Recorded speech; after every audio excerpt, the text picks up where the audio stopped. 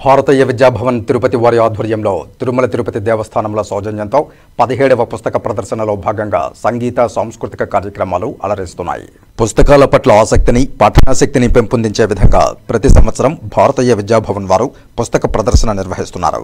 భారతీయ విద్యాభవన్ సంచాలకులు మరియు కోశాధికారి డాక్టర్ ఎన్ సత్యనారాయణరాజు ఆధ్వర్యంలో ఫిబ్రవరి 1వ తేదీ నుండి 9వ తేదీ వరకు ప్రతిరోజు మధ్యాహ్నం 1 గంట నుండి రాత్రి 9 గంటల వరకు తిరుపతి హరే రామ హరే కృష్ణ రోడ్డులో గల వినాయక్ నగర్ క్వార్టర్స్ క్రీడా మైదానంలో ఈ పుస్తక ప్రదర్శనశాల నిర్వహిస్తున్న విషయం విదితమే. ఓవైపు పుస్తకాలు కొనుగోలు చేయడానికి అధిక సంఖ్యలో పుస్తకాభిమానులు విచ్చేస్తూ ఉండడంతో పాటు మరోవైపు ప్రతిరోజు సాయంత్రం నిర్వహిస్తున్న సంగీత సాంస్కృతిక కార్యక్రమాలకు కూడా ప్రజలు విశేషంగా హాజరవుతున్నారు. కాగా మంగళవారం సాయంత్రం భారతీయ విద్యాభవన్ సంగీత ఉపాధ్యాయురాలు శైలజ వీణపై అలవోకగా పలికించిన కృతులు సభాసదులను విశేషంగా ఆకట్టుకున్నాయి.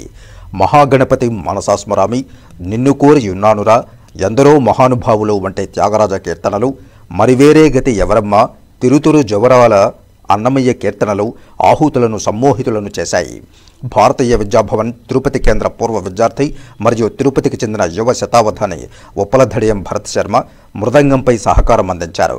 కాగా శైలజ మరియు అవధాని భరత్ శర్మ తల్లి కొడుకులు కావడం విశేషం. ఘటంపై ప్రసాద్ సహకారం అందించారు. అనంతరం భారతీయ విద్యాభవన్ యాజమాన్యం వీరిని శాలువాలు కప్పి సముచిత రీతిన సత్కరించారు.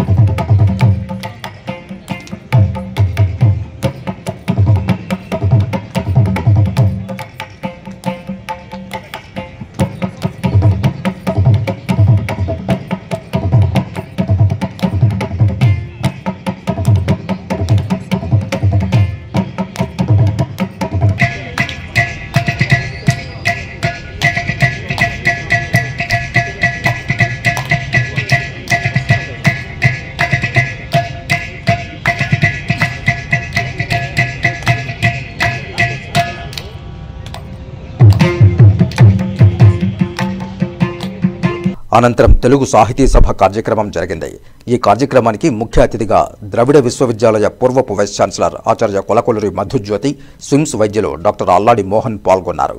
ఈ కార్యక్రమంలో భారతీయ విద్యాభవన్ గౌరవ సంచాలకులు మరియు కోశాధికారి డాక్టర్ నడింపల్లి సత్యనారాయణరాజుతో పాటు భవన్స్ కేంద్ర కమిటీ సభ్యులు Yugandhar Raju, associate secretary doctor Singaraju Dakshinamurthy Sharma, బోధనేతర సిబ్బంది, విద్యార్థులు తదితరులు పాల్గొన్నారు.